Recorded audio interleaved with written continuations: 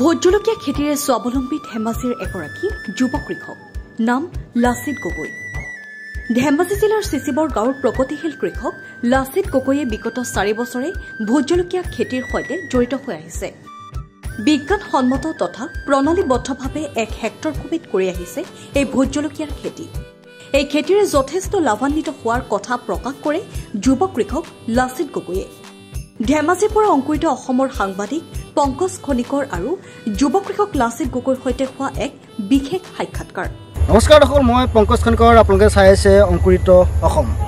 দৰ্শকসকল, আজি আমি উপস্থিত আছোঁ ধেমাজি জিলাৰ চিচিবগা অঞ্চলৰ টকুবাৰী গাঁৱৰ প্ৰগতিশীল কৃষক তথা যুৱ কৃষক লাচিত গগৈৰ কৃষি ফাৰ্মত। ইয়াতে কৃষক লাচিত গগৈয়ে খুব ধুনীয়াকৈ ভোট জলকীয়া খেতি কৰিছে। আপোনালোকে চাওক, প্ৰায় 1 হেক্টৰ মাটিত তেওঁ ভোট জলকীয়া খেতি কৰিছে। খুব ধুনীয়াকৈ বিজ্ঞানসন্মত পদ্ধতিৰে তেওঁ কৰিছে।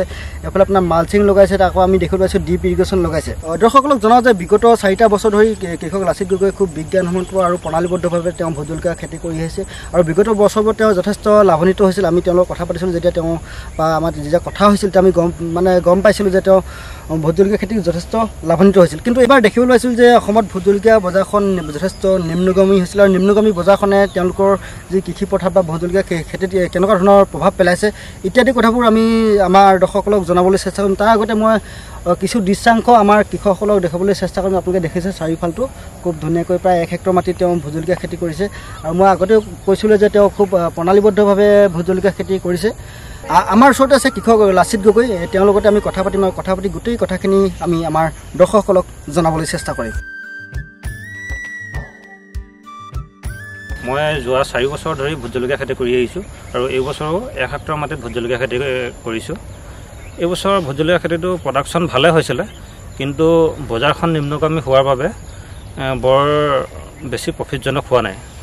ভোট জলকীয়া খেতিত যিহেতু যথেষ্ট খৰচা হয়, বিজ্ঞানসন্মতভাৱে কৰিব লগা হয়, মালচিং লগাব লাগে, ডিপ ইৰিগেশ্যনটো লগাইছোঁ, সেই আৰু হাজিৰাও যথেষ্ট লগাব লাগে, ঔষধ পাতিও দাম যথেষ্ট হয়।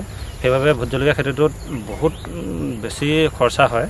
বজাৰখন যদি এনেকুৱা নিম্নগামী হয়, ভোট জলকীয়া খেতিটোত বৰ বেছি প্ৰফিটজনক নহয়। নিম্নগামী বজাৰখনৰ প্ৰতি লক্ষ্য ৰাখি ভোট জলকীয়াসমূহ আমি এইবাৰ প্ৰচেছিঙৰ কথা চিন্তা কৰিছোঁ।